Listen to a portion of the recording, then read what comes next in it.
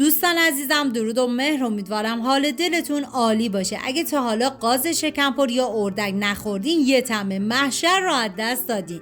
یه غذای مجلسی با ترکیب عالی از ادویه و سبزیجات معطر. میخوان راز خوشمزگی این غذا رو بدونی؟ پس این ویدیو رو از دست ندین.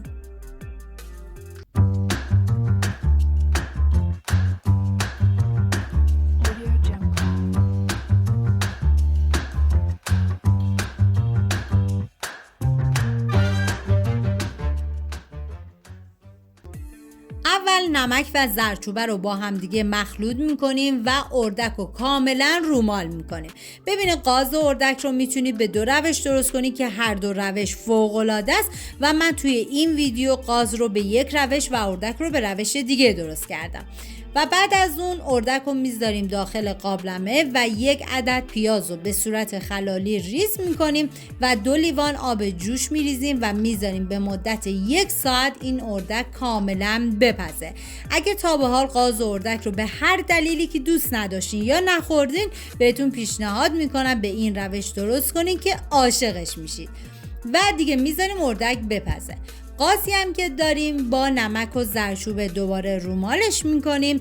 ببینید شما میتونید حتی بوقلمون و مرغ رو به همین روش درست کنید که فوق العاده خوشمزه میشه و من قبلا ران بوقلمون رو به همین روش درست کردم که لینکش رو انتهای ویدیو میذارم. اگه دوست داشتین میتونید ببینید و درست کنید. و بعد از اون من داخل قابلمه روغن سرخ کردنی ریختم و بعد از اینکه داغ شد قاز رو میذارم داخل قابلمه تا کاملا سرخ بشه و دوباره برمیگردونم تا سمت دیگه‌ش هم کاملا سرخ بشه. واقعا جای تک تک شما دوستان عزیز خالی دست به کار بشین و به این روش این قازو و اردک رو درست کنین که میشه پای ثابت مهمونیاتون. و بعد از اون من دیگه قاز که سرخ شد از روغن جدا کردم و روغن رو از قابلمه خارج کردم و بعد دوباره قاز رو میذارم داخل قابلمه و یک عدد پیاز رو به صورت خلالی ریزش کردم و بعد از اون 3 لیوان آب بهش اضافه میکنم و میذارم تا قاز کاملا بپزه. زمان پخت قازم تقریبا 2 ساعت تا 2 ساعت و 10 دقیقه هستش.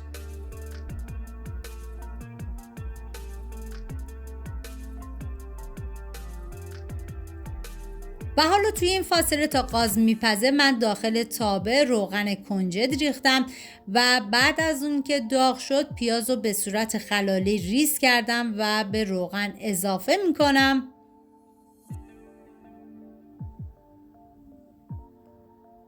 و یه هم میزنم و میذارم تا پیازها کاملا سرخ بشه و این که پیازها هم حتما باید به صورت خلالی ریز کنید.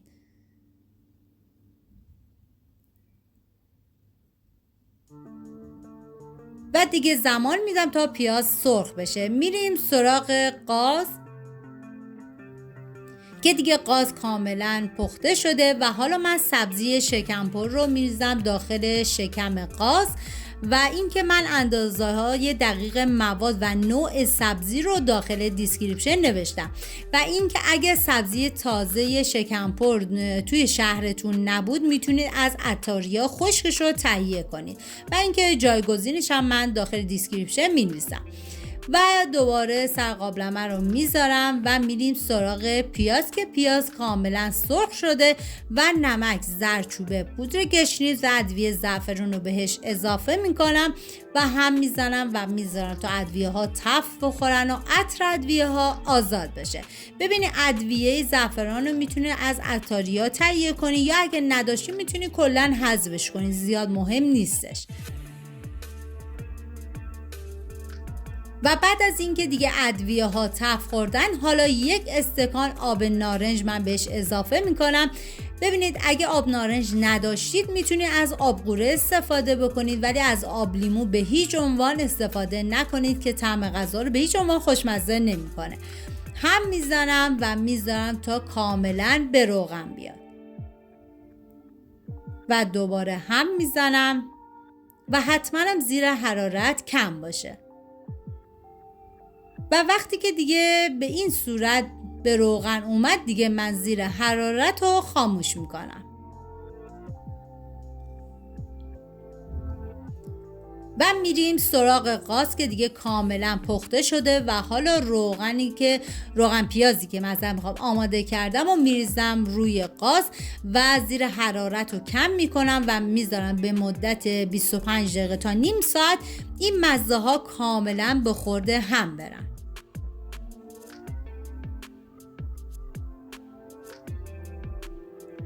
و دیگه بهش زمان میدم تا کاملا بپزه و بعد از نیم ساعت این قاز خوشمزه ما آماده است. امیدوارم درست کنید، در کنار خانواده از خوردنش لذت ببرید. اینم از قاز فوق‌العاده خوشمزه ما. حالا میریم سراغ اردک که دیگه اردک ها کاملا پخته شدن و من اردک ها از قابلمه خارج میکنم